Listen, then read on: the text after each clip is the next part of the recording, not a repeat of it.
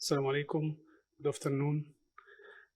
First, I'd like to express my pleasure to be here with you today. And I know that today we are discussing the effect of fasting of holy month of Ramadan on different health aspects, diabetes, cardiovascular, hypertension, and now we are going to discuss the effect of fasting Ramadan on patient with renal condition. So we are going to discuss this issue on patient with renal impairment, patient who are on dialysis, either peritoneal or hemodialysis, and patient who are renal transplant recipient. First of all, as we know, Ramadan is the holiest month in the Islamic year, and it's one of the 5 pillars of Islam. And Ramadan involves strict abstinence from food, drink, and medication from suhoor time, from suhoor to iftar. So it's already long duration, like 12 to 16 hours in our region, our Middle East, and in some countries it can extend up to 21, 22 hours. So actually, it's a long duration of fasting. So we are facing a question frequently in our clinic as nephrologist or even in a dialysis center. The patient will ask, would I fast Ramadan or would not I fast Ramadan? And as physician, we have to ask also, fasting Ramadan is injurious to the kidneys of our patients. First, acute kidney injury. Of course, almost all of these patients are already hospitalized and they are in critical situation, either pre or intrinsic renal or post-renal. And abstaining from food for long duration in Ramadan can lead to more dehydration and more deterioration of kidney function. So all patients of acute kidney injury are not allowed to fast Ramadan. What about the chronic kidney disease patient and the effect of fasting on this patient? First, chronic kidney disease, as we all know, it's a long-term condition in which there is decline in renal functions. And all of us, I think, know already the stages of chronic kidney disease, stage 1 to 5, where stage 5 is involving kidney working less than 15%, and up to stage 1, which is working more than 90%, but there is other evidence of chronic kidney disease like proteinuria, hematuria. So abnormal imaging or abnormal urine or abnormal blood tests more than 3 months is considered as chronic kidney disease. And to know the magnitude of this chronic kidney disease, all of us know that diabetes and hypertension are the most common cause of CKD worldwide. Among each 3 patients with diabetes, 1 patient has CKD, and each patient, 5 patients with hypertension, there is 1 patient with CKD. Prevalence of CKD worldwide like 13%. So it's there is big prevalence of CKD worldwide. And the patient actually with end-stage renal disease, either on dialysis or renal transplant recipients, like 5 to 7 million. And as we know, the Muslim worldwide, the number of Muslim worldwide is like a quarter of the population. So number of, in my estimation, number of Muslim patients with end-stage renal disease worldwide like 1 million up to 1.5 million. So it's a big issue, and this question, as I mentioned, frequently asked in our units. The main risk factor in patients with diabetes is the effect of dehydration, because abstaining from food for a long time causes dehydration and causes deterioration of kidney function and the progression to end stage. So this is a mechanism by which dehydration can affect the kidney. Of course, fasting for a long time with heat and exercise lead to loss of fluid, loss of salt, and the low grade of muscle injury. It will increase the level of uric acid and also decrease urine pH and crystalluria, and it causes more deterioration of kidney function by direct tubular injury. So there is many studies actually on seeing the effect of fasting on CKD patients. But actually, these studies are observational mainly studies, not randomized controlled studies. One study which was done here in Tawam Hospital in 2010, and they include like 31 patients with CKD, the effect of fasting on these patients, and the conclusion was even there is a reduction in the body weight, reduction in systolic diastolic blood pressure, and improvement of GFR. Another study which was done in London, and at that time Ramadan was during hot months, and they studied like 68 patients fasting Ramadan versus 71 patients not fasting Ramadan in patients with type 2 diabetes and CKD stage 3. And the conclusion, there is no significant change in creatinine, blood pressure, and urine protein creatinine ratio. One study already done in Egypt in 2014, and they include in this study 131 patient CKD stage 4, GFR less than 28, and they divide the patient in two groups, fasting and non-fasting, and they see the effect of fasting on cardiac events and also creatinine limits, renal function. And they found that there is an increase in relative risk for patients, especially with pre-existing cardiac disease, and also there is increase in creatinine by day 7 after fasting. So they mentioned that fasting already hazardous to patients with CKD with pre-existing cardiovascular disease, increasing the risk, and this risk also accompanied by increase in serum creatinine by day 7.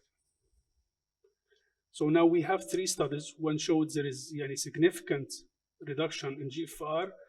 One study showed there is no change in GFR, and the first study showed there is improvement of GFR with fasting Ramadan. We will see heterogeneity of the studies. Another study which was done in Morocco, and it was done for the patient with GFR less than 60 ml, and there is like 12% reduction of or acute on top of chronic CKD. Another study, 36 patient fasting with GFR less than 35 showed there is significant reduction in GFR. And there is one larger study, include 106 patients, 44 fasting and 52 non-fasting, also reveals that there is serious events with fasting Ramadan, especially cardiovascular event, but they didn't mention actually if they have pre-existing cardiovascular disease or no.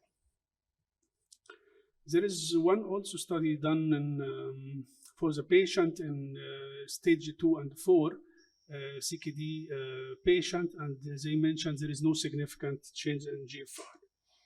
A study was done in Turkey comparing also patient 45 patient fasting and versus 49 patient non-fasting for the patient with CKD stages 3 to 5, and they mentioned there is no significant change. So as we see here, there is heterogeneity already of the studies. All of them are observational studies. There is no randomized controlled studies, and it's done on a small number of patients, and also they lack the evidence or guide. So the question is still there. Would I fast Ramadan or would I not I fast Ramadan? This is asked by the patient with CKD. Here we have one article which was published in Egypt by Mansour University, Faculty of Medicine, Department of Dialysis Renal Transplantation. They mentioned that there is already lack of strong evidence of research to guide nephrologists because of low quality of observational studies that addressed this issue. So they put a group of recommendation because already the studies, as I mentioned, it's not enough. And this slide I'll present by the end of my presentation, the recommendation for which patient can fast, which patient should not fast Ramadan. Now we talk about the acute kidney injury, CKD. Now we are going to discuss the issue with patients, renal transplant patients. They also, if they wish to fast Ramadan. One study done in Egypt also, and it compared 35 fasting patients versus 33 non-fasting patients with graft function creatinine less than 150 micromillimole, which is equal to 1.7 milligram per deciliter, And this study, they compared already GFR,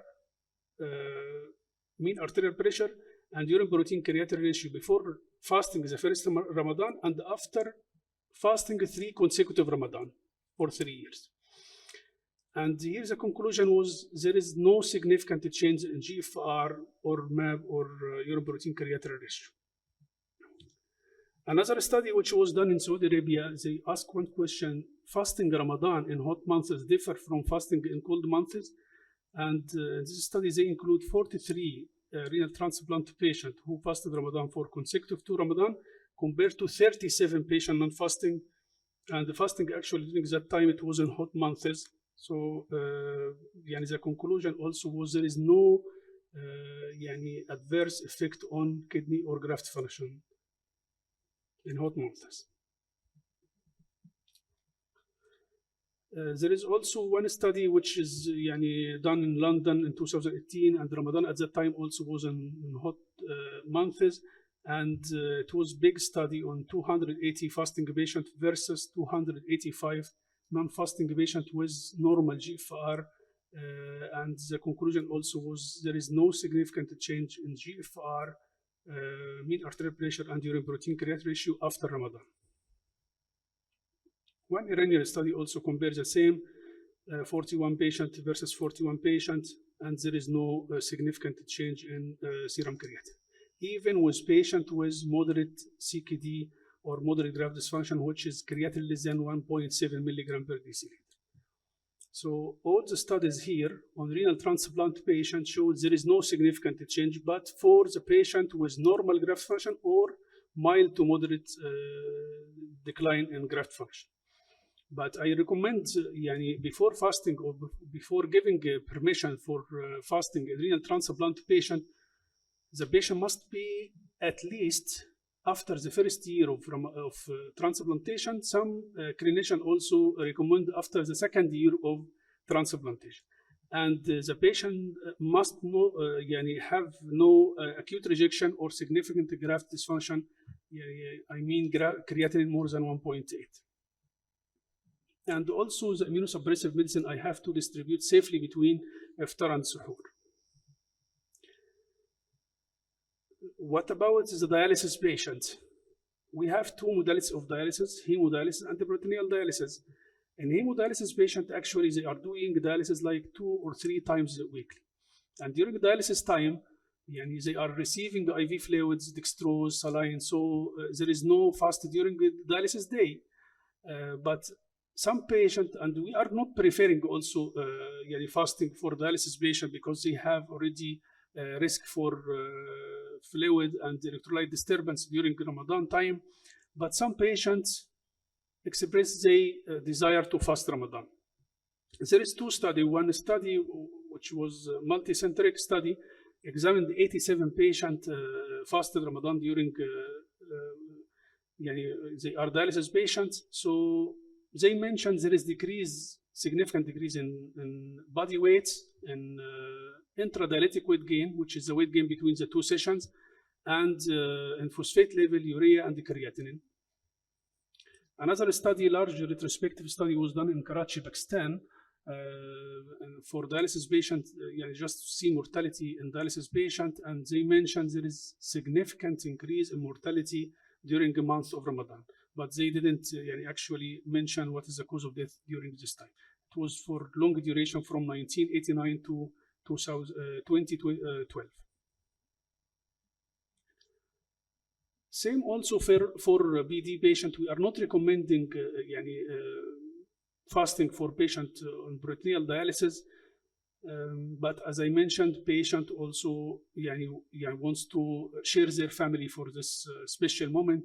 So there is one study which was done in Alexandria, Egypt, on 31 patients, and they mentioned there is no serious morbidity or mortality happened to this patient.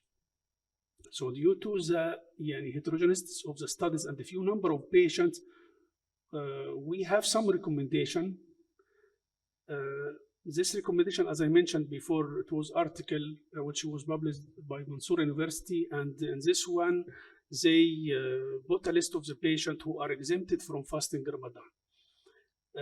First, patient with acute kidney injury, patient with CKD with uncontrolled blood pressure, patient with nephrotic syndrome and generalized edema, patients who are polyuric like diabetes insipidus, and patient with CKD stage 3 with rapid deterioration of kidney function. Maybe the patient we are seeing creatinine 1.3 after 1 month 1.4, 1.6, and all are stage 3, but these patients are not allowed to fast Ramadan because there is rapid deterioration of kidney function.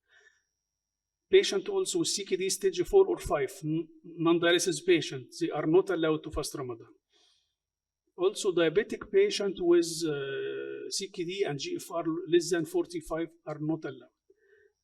Patient who are recurrent stone passer, dialysis patient, either hemodialysis or peritoneal, are also not allowed to fast. Patient with renal transplant who have already renal allograft dysfunction, because fasting Ramadan will cause more deterioration of graft function and lead to end-stage renal disease.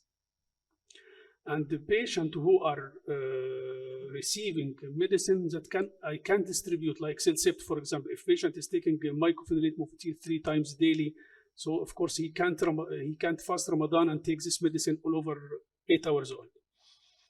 And also patient with recent renal transplantation in the first or second year of post-transplantation, they are not allowed to fast also Ramadan.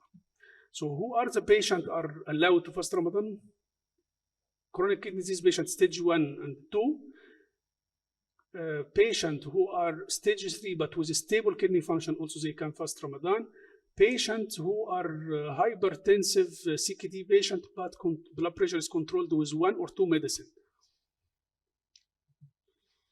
This is another good article which was published just recently in 2020-21, and here they classify the patient according to the risk of progression of kidney disease secondary to fasting Ramadan into 3 categories: very high risk patients, high risk patient, and low moderate risk patient. Very high risk patients, this patient must not fast Ramadan.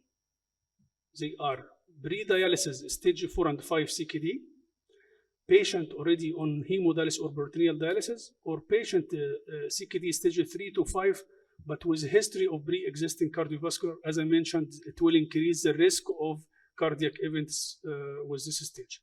And the patient on tolvaptan, which is used for treatment of hyponatremia in patient with SIADA, it will cause polyuria and more dehydration. Pregnant patient with chronic kidney disease, whatever the stage, they are not allowed to fast Ramadan also. Patient high risk who should not fast Ramadan include stage 1 to 3 with unstable kidney function, as I mentioned before, and CKD patient who are on treatment with ACE or ARBs or SGLT2 receptor inhibitors or mineralocorticoid receptor antagonist. Patients who are at low risk or moderate risk, they can fast Ramadan, but we have to monitor them carefully. Also, including patient from stages 1 to 3 CKD with stable kidney function. This slide shows stepwise approach to if the patient with CKD wants to fast Ramadan. First of all, we have to discuss with the patient, because some patients are wishing to share their families these moments, and also some spiritual benefits for Ramadan, lifestyle, work. So if the patient still insisting, patient with CKD still insisting to fast Ramadan, we have to do risk stratification for them. Low risk, as I mentioned, they can fast Ramadan. Low or moderate risk. High risk or very high risk, we have to discuss with the patient the other option, for other alternative for fasting, like he can do feeding for a poor person or fidya, or they can even fast Ramadan in shorter time, like in winter time, if Ramadan in winter. If the patient still insisting to fast Ramadan, we have to explain the risk factor, like alarming symptoms like weight gain more than 2 kilograms per day during the time of fasting, or if the patient has lower limb edema, facial puffiness, shortness of breath, lethargy, fatigue. These are all warning symptoms for the patient we have to tell. And also we have to monitor renal function carefully. Also, we have to tell them about diets after iftar. For example, dialysis patients, they have to take high protein diet, either hemodialysis or peritoneal diet, high protein diet, but low phosphate, low potassium diet. Peritoneal dialysis patients, they have to take high protein but low calorie diet because they are more liable for hyperglycemia, for hyperlipidemia and cardiovascular events. Patients with chronic kidney disease who are not on dialysis, they have to take low protein diet, low phosphate, low potassium diet. As I mentioned, if there is any deterioration of kidney function during fasting, after fasting Ramadan, because we have to see this patient on weekly basis, if there is any increase in serum creatinine or any of the alarming symptoms, patient should break his fast. This is special for the peritoneal dialysis patient because, as you know, peritoneal dialysis regimen, we are using intraperitoneal fluids, which is rich in dextrose. So patient can do this BD during the between the time between from iftar to suhoor. They can use like 3-4 cycles, and during the daytime they can leave the abdomen dry or can use icodextran. Icodextran is non-glucose BD fluid. And this is actually my last slide. Again, regarding renal transplantation, they have to fast Ramadan after 1 or 2 years of renal transplantation. Again, they should not have any acute rejection or significant graft dysfunction. So creatinine should be all the time less than 1.8. And the medicine I can distribute safely. And as I mentioned also, we have to monitor them on weekly basis, seeing renal functions and also seeing if there is any of the alarming symptoms there. This is the last slide, and thank you.